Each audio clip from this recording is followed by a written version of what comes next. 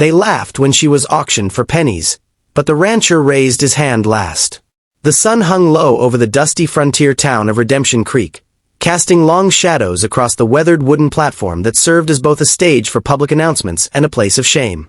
Sarah Mitchell stood there with her hands bound, her once pristine calico dress now torn and stained with the dust of 3 days' travel in chains. Her auburn hair, which had once been her pride, hung in tangled knots around her face, and her green eyes, though dimmed by exhaustion and hunger, still held a flicker of defiance that refused to be extinguished. The year was 1873, and the American West was still a place where fortunes could be made or lost on the turn of a card, where justice was often served at the end of a rope, and where a woman without protection or means could find herself in circumstances that would have been unthinkable back east. The town had gathered for the spectacle, as they always did when Sheriff Barnes held one of his auctions. It was a cruel practice, one that exploited a loophole in the territorial laws that allowed debtors and those convicted of minor crimes to be sold into indentured servitude to pay off what they owed. Sarah's crime had been nothing more than the misfortune of being married to a man who had gambled away everything they owned and then disappeared into the wilderness, leaving her with debts to the mercantile, the saloon, and half the businesses in town. When she couldn't pay, when she had nothing left to sell and no family to turn to, the law had been swift and merciless. She would be auctioned off to the highest bidder, who would own her labor for a period of 3 years, after which her debts would be considered paid and she would be free.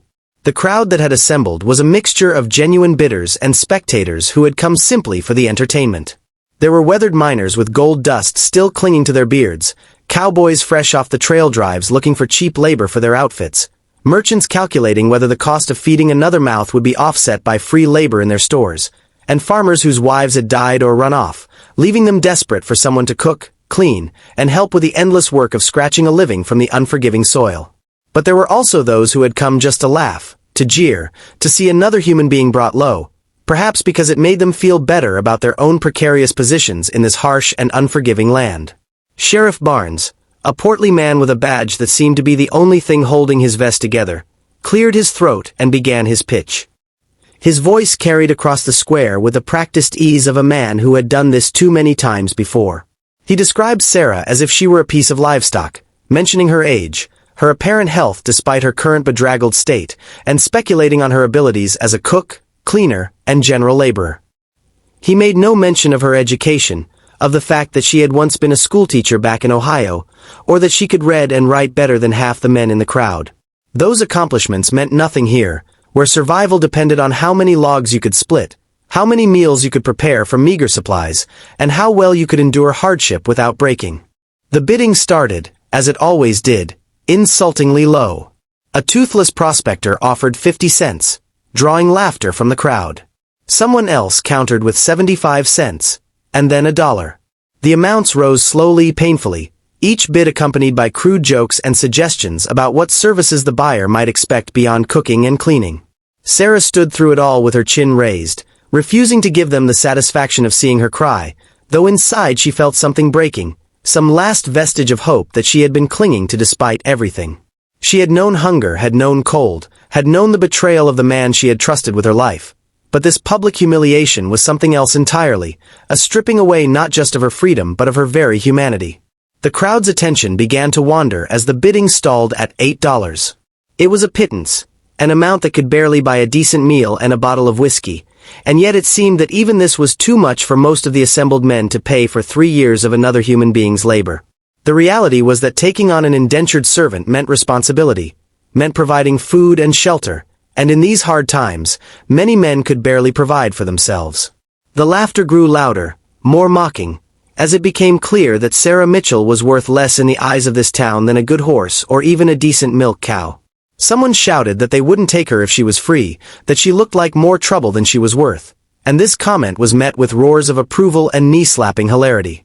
Sheriff Barnes was about to bring down his gavel at $8.50, ready to hand Sarah over to a gap-toothed farmer named Jebediah Scruggs, who was known throughout the territory for working his help nearly to death, when a voice rang out from the back of the crowd. It was quiet but commanding, carrying a weight of authority that made people turn and take notice. The voice said simply, $100. The crowd fell silent, shock rippling through the assembled townspeople like a stone dropped into still water. $100 was a fortune, more than many of them earned in 6 months of hard labor. It was an amount that made no economic sense for an indentured servant, particularly one who looked as worn down and beaten as Sarah Mitchell did at that moment. The crowd parted, and James Thornton walked forward. He was a tall man, lean but powerfully built, with a kind of weathered face that spoke of years spent under the merciless sun.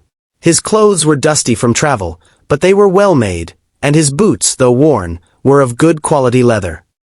He wore a wide-brimmed hat that shadowed his eyes, but those who caught a glimpse of them noticed they were a piercing blue, the kind of eyes that seemed to look right through a person and see what was hidden beneath.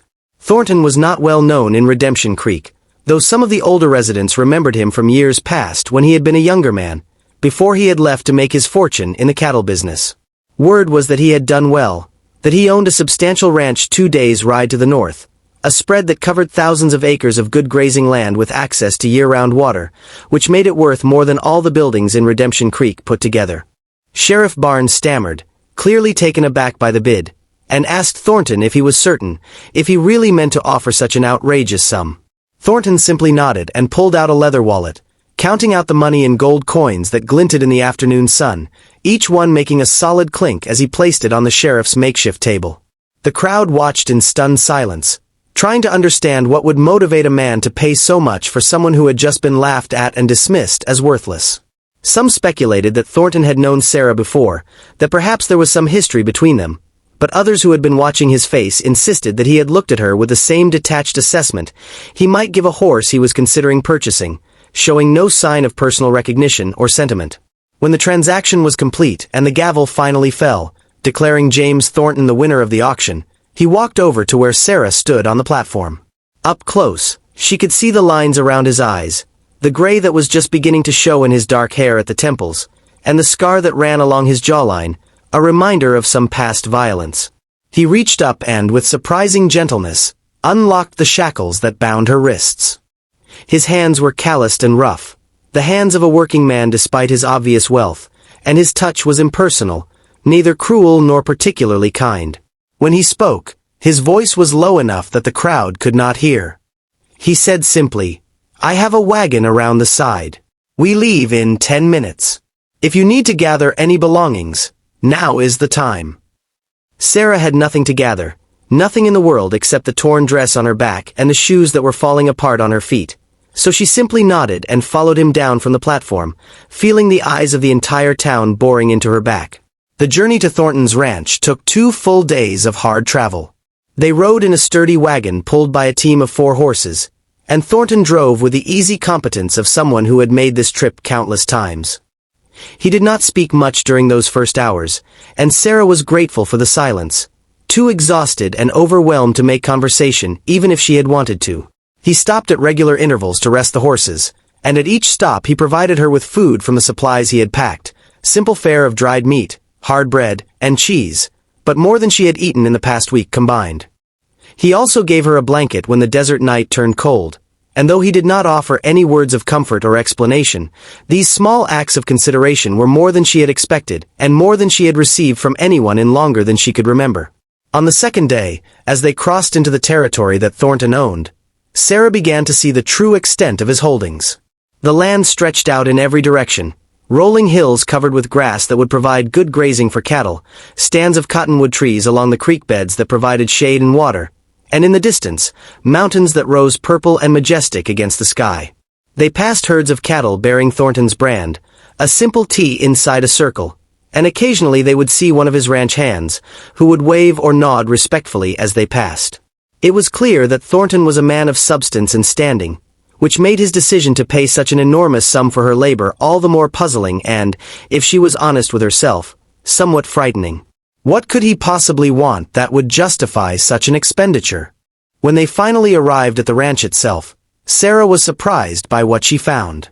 She had expected something rough and primitive, perhaps a simple cabin with a few outbuildings, the kind of operation that a single man might run with a few hired hands.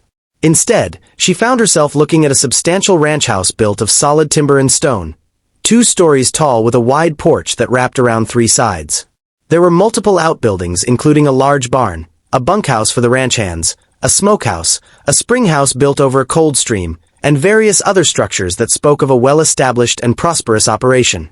The house itself had glass windows, which were a luxury in this part of the territory, and the door was made of heavy planks that had been planed smooth and fitted together with obvious skill. Thornton helped her down from the wagon and led her inside without ceremony. The interior of the house was clean and well-maintained, but had the unmistakable feeling of a place inhabited only by men. The furniture was functional rather than decorative. There were no curtains on the windows, no rugs on the floor, no flowers or any of the small touches that a woman might add to make a house into a home. It was clear that despite his wealth, Thornton had been living a Spartan existence, focused on building his ranch rather than his personal comfort. He showed her to a small room on the second floor that would be hers, sparsely furnished with just a bed, a washstand, and a small chest for belongings. The bed had clean sheets and a thick quilt, and there was a pitcher of fresh water on the washstand. After weeks of sleeping on the ground or in jail cells, it looked like paradise. That evening, Thornton finally explained what he expected of her. They sat at the large wooden table in the main room, and he spoke in the same measured, quiet tone he had used throughout their journey. He told her that he needed someone to manage his household, to cook for himself and occasionally for his ranch hands when they came up to the main house, to keep the place clean and organized, and to handle various other domestic tasks that he had been neglecting or doing poorly himself. He made it clear that he expected hard work, that the days would be long and the tasks numerous, but he also made it equally clear that she would be treated with respect, that his ranch hands had been instructed that she was under his protection and that anyone who bothered her would answer to him personally. He offered her decent food, a safe place to sleep, and his word that he would honor the terms of her indenture, that at the end of 3 years she would be free with her debts paid and a small sum of money to help her start fresh wherever she chose to go. Over the following weeks and months, Sarah settled into a routine at the Thornton Ranch. She rose before dawn to prepare breakfast, spending her days cooking, cleaning, mending clothes, tending the kitchen garden that she planted, preserving food for the winter, and performing the 1,000 other tasks that went into running a household on an isolated ranch. The work was hard, far harder than anything she had done as a schoolteacher back in Ohio, and there were days when she fell into bed so exhausted that she was asleep before her head hit the pillow. But there was also something satisfying about the work, about seeing the tangible results of her efforts, about transforming Thornton's house from a bachelor's barracks into something approaching a real home. She made curtains from fabric that Thornton brought back from town, she planted flowers around the porch, she organized the chaos of his study and kitchen, and slowly, almost imperceptibly, the house began to change. What surprised Sarah most during those months was James Thornton himself. In town, during the auction, she had seen him as her purchaser, the man who had bought her labor for a price that was both insulting in its implication of ownership and strangely validating in its suggestion that she had value. But living under his roof, she came to see him as something more complex. He was a man of few words but considerable depth, someone who had built everything he owned through years of grueling work and shrewd decisions. He treated her with consistent respect, never raising his voice or his hand, never demanding anything beyond the work they had agreed upon, and showing a consideration for her welfare that seemed at odds with the relationship of owner and servant that legally defined their arrangement. When she fell ill with a fever during her second month at the ranch, he rode through a storm to fetch the doctor from town, sitting up through the night to make sure she took her medicine and had water to drink. When her shoes finally fell apart completely, he took her measurements and ordered a new pair from the bootmaker, along with several dresses of good sturdy fabric, saying simply that he needed his housekeeper to be properly outfitted for the work. As the seasons changed and Sarah's first year at the ranch drew to a close, she found herself thinking less about the 3 years of service that still lay ahead and more about the life she was building, even within the constraints of her indenture. She had started teaching some of the ranch hands to read in the evenings, holding informal classes at the kitchen table that Thornton seemed to approve of, occasionally sitting in himself to listen. She had befriended Maria, the wife of Thornton's foreman, who lived in a small house on the far side of the property, and the two women would spend Sunday afternoons together, cooking, sewing, and sharing the companionship that made the isolation of ranch life more bearable. She had even begun to take a certain pride in the ranch itself, in its success and growth, feeling a proprietary interest that she knew was foolish given that she owned none of it and would be leaving at the end of her term.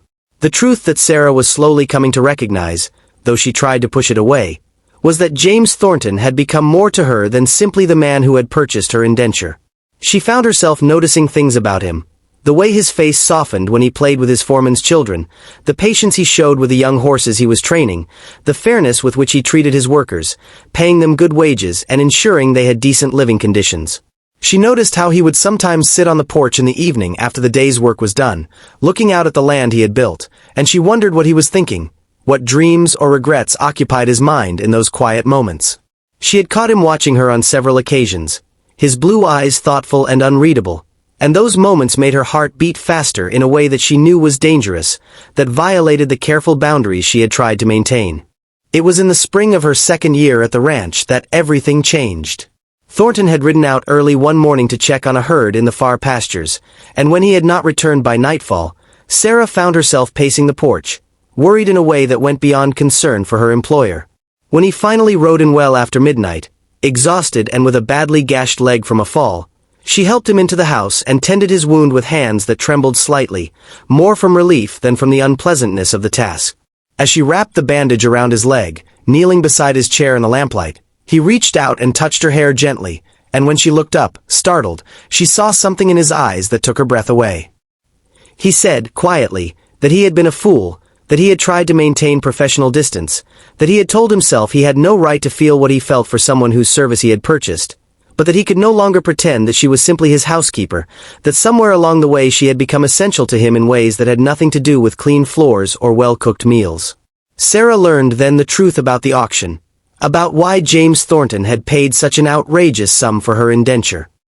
He told her, hesitantly at first and then with increasing candor, that he had been in Redemption Creek that day on business, that he had heard the commotion and had wandered over out of simple curiosity.